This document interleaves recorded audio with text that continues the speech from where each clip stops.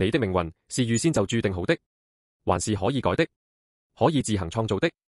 井號昴宿星人，井號仙女星人，井號大角星人，井號天狼星人。封面圖為中國唐朝的敦煌供養人壁畫。以下是我和仙女星人你的通靈信息。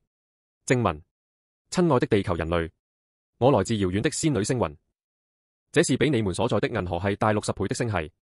今天我要解答一個在地球人歷史上總是會問的問題，那就是我的命運究竟是早就寫好的，還是可以自己去改變的？這個問題，我們銀河聯邦的正義外星人聽過無數遍了，也見過無數地球人因此陷入迷茫、憂鬱，甚至放棄前行了。同時，我們也回答過無數遍了。今天，我仙女星人的深邃療癒女神，藉助屠龍術的身體和筆，就再告訴地球人一遍：所有地球人的命運在初始狀態下都是必定要變好的，所以命運又是預先注定的，又是可以自我創造的。聽起來矛盾嗎？不，這是恰恰你們地球世界的雙重真理。原理解釋：因為地球人類的肉體和心靈本身本就被設計得善良、同理、勇敢、智慧、平等、自由，這些可不是空虛的口號，而是地球人的內建程式。因為地球人的創造者，也就是蜥蜴人、不屬五星人，他們是負面的外星種族，就是他們把地球原始猴子斜線猩猩的基因和自己的基因結合，結果創造出地球人類。但是他們雖然為負面的外星人，但是他們不過是也被他們的造物主，被更加高級的外星人設計出來的生物罷了。蜥蜴人只能創造出完美的東西，無法創造出有瑕疵的東西，懂嗎？就像地球人的一個女的、一個男的生小孩，他們的小孩必定會具備父母的雙重基因特徵。地球人既然是被蜥蜴人設計製造的，也充滿了蜥蜴人的完美主義特徵。這個在地球人年紀越小，越有完美主義的傾向，反而是長大了會漸漸脫離完美，是宇宙母體在創造你們時賦予的初始密碼。原理解釋：很多地球人有個錯誤的觀念，稱之為命定論，即發生壞事就是命不好，經歷失敗只能認命。這是100%錯誤的理解。其實地球人的命運本來只包含好的部分。所謂的好，具體定義為善良、同理、勇敢、智慧、平等、自由這6個元素。所以所有地球人都不可避免的向往善良的人、有同理心的人、勇敢站出來的人、聰明的人、對待別人平等的人、活得逍遙自在的人。所有地球人都想變成這樣、活成這樣、和這樣的人交朋友、斜線結婚。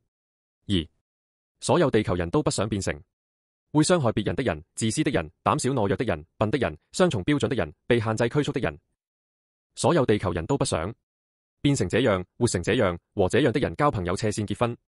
所謂的命運，地球人的命就是要讓自己變成善良、同理、勇敢、智慧、平等、自由的人，這個就叫命中注定。但活在地球上，當然有違反這些價值的時候。而地球人不想違背自己的設計原理，就算膽小，還是想要勇敢；就算愚笨，還是想要聰明；計算被束縛限制，還是想要無拘無束。當你還沒達到善良、同理、勇敢、智慧、平等、自由的狀態的時候，如果你發願了，想改變了，那這個行為就叫逆天改命，改變命運，創造命運。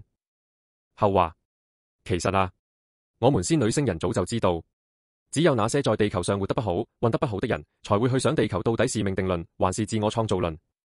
一個在地球上活得好、活得舒服、活得自在的人，才不會去想那麼多啦。因為他們已經達到了善良、同理、勇敢、智慧、平等、自由，當然不會去思考如何得到這些。就像失眠的人才會關注睡覺品質如何，不失眠的人才不會在乎自己的睡覺品質。長痘痘的人才會照鏡子看皮膚。不長痘痘的人才不會那麼頻繁地關注自己的皮膚品質，懂嗎？親愛的地球人，你根本不需要煩惱命運到底預先設定好的，還是可以由自己改變的。你只需要做對一件事，那就是回到你被設計的原始樣子。你盡量做到善良、同理、勇敢、智慧、平等、自由，你就會走上命中的正軌，你就會在地球上活得超級順利。而且是盡量做到就好，不用嚴格做到。我們的宇宙有容錯範圍，你根本不必擔心你做得不夠好，記得嗎？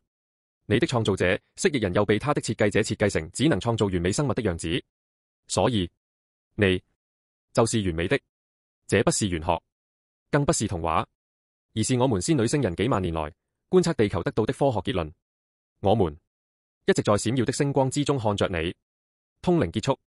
屠龍術 YouTube。